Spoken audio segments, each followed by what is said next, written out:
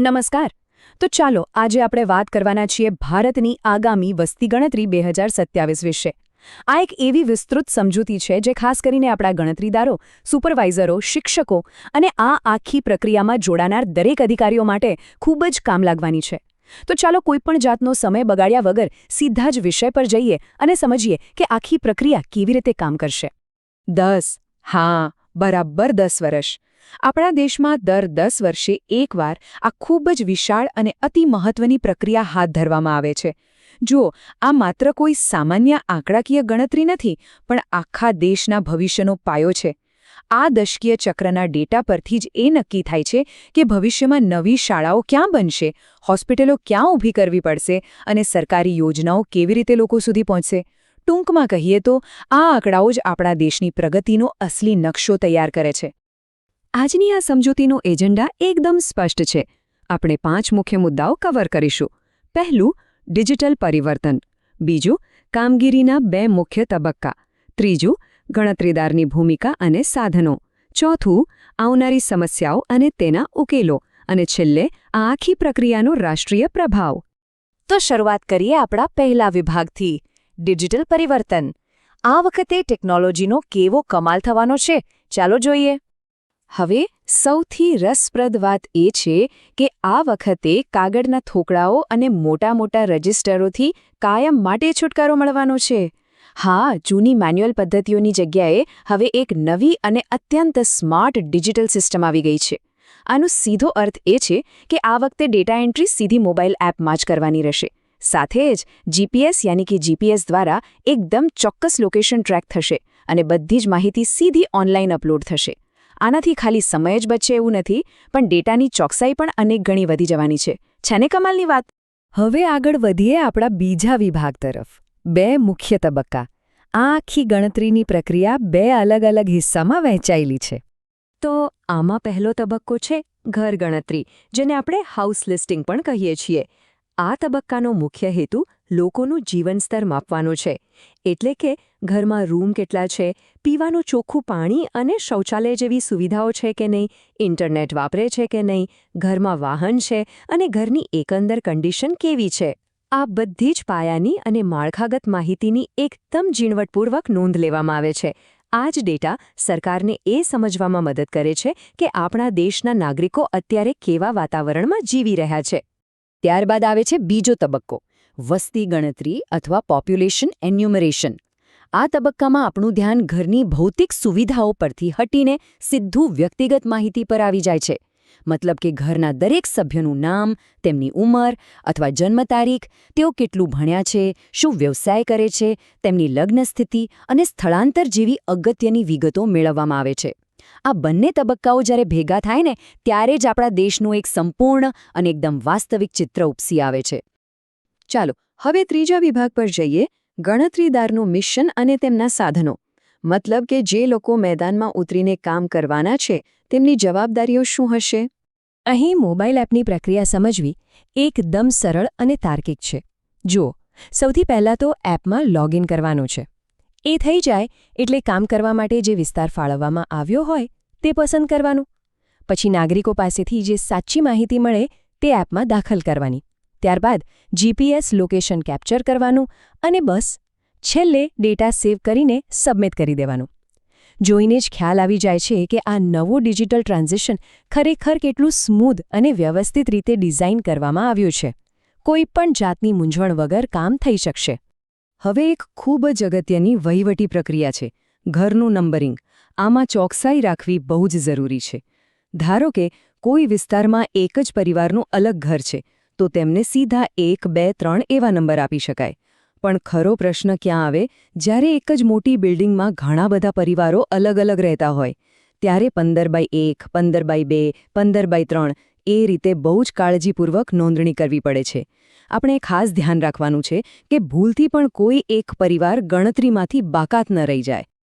આ જ પ્રક્રિયામાં એક બીજું અગત્યનું કામ છે, હાઉસ લિસ્ટિંગ બ્લોક મેપ, એટલે કે નકશો તૈયાર કરવો. દરેક ગણતરીદારે પોતાના વિસ્તારનો એક સચોટ નકશો બનાવવો ફરજિયાત છે. આ કોઈ સામાન્ય નકશો નથી. આમાં મુખ્ય રસ્તાઓ, નાની ગલીઓ, શાળાઓ, સરકારી કચેરીઓ, જાહેર સ્થળો અને પાણીની ટાંકી જેવા લેન્ડમાર્ક એકદમ સ્પષ્ટ રીતે દર્શાવવા પડે છે. કેમ? કારણ કે ભવિષ્યમાં જ્યારે કોઈ પણ જાતની ચકાસણી થાય ત્યારે ખાતરી કરી શકાય કે કોઈ ઘર છૂટી તો નથી ગયું ને? સાચા અર્થમાં આ નકશો સમગ્ર પ્રક્રિયાનો પાયો બની રહે છે. ચાલો અહીં એક નાનકડો બ્રેક લઈને એક અગત્યનો શબ્દ સમજી લઈએ. NPR એટલે કે નેશનલ પોપ્યુલેશન રજિસ્ટર. સરળ ભાષામાં કહીએ તો આ એક એવું રજિસ્ટર છે જેમાં આપણા દેશના સામાન્ય રહેવાસીઓની તમામ માહિતી જાળવવામાં આવે છે. આ પ્રક્રિયા વસ્તી ગણતરીના ડેટા કલેક્શન સાથે ખૂબ જ સીધી રીતે જોડાયેલી છે. એટલે જ ગણતરીદારોને આ શબ્દ અને તેની અસરો વિશે પૂરેપૂરો ખ્યાલ હોવો જ જોઈએ.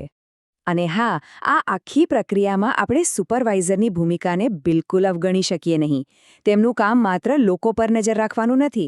તેઓ ખરેખર ફિલ્ડ વિઝિટ કરે છે, ડેટાનું ચેકિંગ કરે છે અને એપનું સતત મોનિટરિંગ કરતા રહે છે. વિચારો કે ઉતાવળમાં કોઈની ઉંમર ખોટી લખાઈ ગઈ અથવા બેવાર ડેટા એન્ટ્રી થઈ ગઈ તો આવી સામાન્ય ભૂલો પકડવામાં અને સુધારવામાં સુપરવાઇઝરની ભૂમિકા સૌથી મોટી હોય છે. તેમના માર્ગદર્શન વગર ડેટાની 100% ગુણવત્તા જાળવવી લગભગ અશક્ય છે. હવે જઈએ ચોથા વિભાગ પર, સમસ્યાઓ અને ઉકેલો. ચાલો જોઈએ કે ફિલ્ડમાં કામ કરતી વખતે કેવી વાસ્તવિક પરિસ્થિતિઓનો સામનો કરવો પડી શકે છે. જુઓ, જ્યારે મેદાનમાં ઉતરીએ ત્યારે એક બહુ જ સામાન્ય પ્રશ્ન ઊભો થતો હોય છે. જો આપણે કોઈના ઘરે જઈએ અને ઘર જ બંધ હોય તો? અથવા એવું બને કે ઘરના લોકો કોઈપણ કારણસર માહિતી આપવાની જ ના પાડી દે, તો શું કરવું? આ એવી પરિસ્થિતિ છે જેનો સામનો રોજબરોજ કરવો પડી શકે છે. તો આનો ઉકેલ બહુ જ સરળ અને શાંતિપૂર્ણ છે. જો ઘર બંધ હોય તો સ્વાભાવિક છે કે આપણે ત્યાં ફરીથી મુલાકાત લેવી પડશે. પણ જો કોઈ માહિતી આપવાની ના પાડે તો ગુસ્સે થવાની જગ્યાએ તેમને એકદમ શાંતિથી અને વિનમ્રતાથી સમજાવવું પડે કે આ દેશના વિકાસ માટેની એક અતિ મહત્વની સરકારી પ્રક્રિયા છે. અહીં એક કડક નિયમ મગજમાં બેસાડી લેવાનો છે. જો સાચી માહિતી ન મળે તો જાતે અંદાજો લગાવીને ખોટો ડેટા ક્યારેય નથી ભરવાનો, બિલકુલ નહીં. બીજી એક ચિંતા જે ખાસ કરીને ડિજિટલ એપ વાપરતા લોકોના મનમાં હોય છે, ધારો કે આપણે ડેટા એન્ટ્રી કરી રહ્યા છીએ અને અચાનક જ મોબાઈલનું ઇન્ટરનેટ બંધ થઈ ગયું તો શું થશે? શું આપણી બધી મહેનત પર પાણી ફરી વળશે? તો આનો જવાબ છે ના, જરાય ગભરાવાની જરૂર નથી. એપ બનાવનાર લોકોએ આ વાતનું પહેલેથી જ ધ્યાન રાખ્યું છે. આ એપમાં એક એવું ફીચર છે કે ઇન્ટરનેટ ન હોય તો પણ આપણે ડેટા ઓફલાઈન સેવ કરી શકીએ છીએ. અને પછી જ્યારે મોબાઈલ ફરીથી નેટવર્કમાં આવે ત્યારે બધો જ ડેટા એકસાથે અપલોડ થઈ જાય છે. એટલે એકદમ દૂરના કે અંતરિયાળ ગામડાઓમાં પણ ઇન્ટરનેટ વગર આપણું કામ અટકશે નહીં. હવે પહોંચી આપણા છેલ્લા અને પાંચમા વિભાગ પર, રાષ્ટ્રીય પ્રભાવ. એટલે કે આ બધું કર્યા પછી દેશને શું ફાયદો થશે? અહીં ફિલ્ડ વર્કમાં 100% સફળતા મેળવવા માટે કેટલીક બેસ્ટ પ્રેક્ટિસીસ એટલે કે શ્રેષ્ઠ પદ્ધતિઓ અપનાવી જ જોઈએ. જેમ કે રોજનું કામ અગાઉથી પ્લાન કરવું, ઘરેથી નીકળતા પહેલા મોબાઈલ ફૂલ ચાર્જ કરવો, એક પાવર બેંક હંમેશા સાથે રાખવી અને ફરજિયાતપણે પોતાનું આઈડી કાર્ડ ગળામાં પહેરીને જ જવું. સૌથી અગત્યની 2 વાતો ક્યારેય ભૂલવાની નથી. 1. લોકોનો ડેટા સંપૂર્ણ ગુપ્ત રાખવાનો છે. અને 2. ફિલ્ડ પર ક્યારેય કોઈની પણ સાથે રાજકીય ચર્ચામાં નથી પડવાનું. સરકારી કામગીરીમાં નિષ્પક્ષતા જ સૌથી મોટી મૂડી છે. તો આ આખી ડિજિટલ કવાયતનો મુખ્ય સાર શું છે? આટલી બધી ટેકનોલોજીનો ઉપયોગ શા માટે? કારણ કે આનાથી ડેટા કલેક્શન રોકેટની ગતિએ થાય છે. કાગળનું કામ ઘટવાથી માનસથી થતી ભૂલો લગભગ 0 થઈ જાય છે અને ઓનલાઈન ચકાસણી તરત જ થઈ શકે છે. સૌથી મોટો ફાયદો એ છે કે સમય તો બચે જ છે, પણ આખી સરકારી સિસ્ટમમાં એક જબરદસ્ત પારદર્શિતા આવે છે. આખરે આ બધી જ મહેનતનું નિષ્કર્ષ આ એક જ વાક્યમાં છુપાયેલો છે. વસ્તી ગણતરી માત્ર એક સરકારી કામ નથી, પરંતુ દેશના વિકાસ માટેનો ખૂબ મોટો આધાર છે. ખરેખર આ કામગીરીને માત્ર એક ડ્યુટી તરીકે ન જોતા રાષ્ટ્ર નિર્માણના પાયા તરીકે જોવી જોઈએ. જો આપણે ભેગો કરેલો ડેટા સંપૂર્ણ સચોટ હશે તો જ આવનારી પેઢીઓ માટે, સારી શાળાઓ માટે અને શ્રેષ્ઠ સ્વાસ્થ્ય સેવાઓ માટે એક મજબૂત ભવિષ્ય બની શકશે. તો શું આપણે ભારતની આ ભવ્ય વિકાસ યાત્રામાં આપણું સૌથી સચોટ અને ઈમાનદાર યોગદાન આપવા માટે તૈયાર છીએ? આ એક એવો પ્રશ્ન છે જેનો જવાબ આપણા દેશનું ભવિષ્ય નક્કી કરશે. આ સાથે જ આ સમજૂતી અહીં પૂર્ણ કરીએ છીએ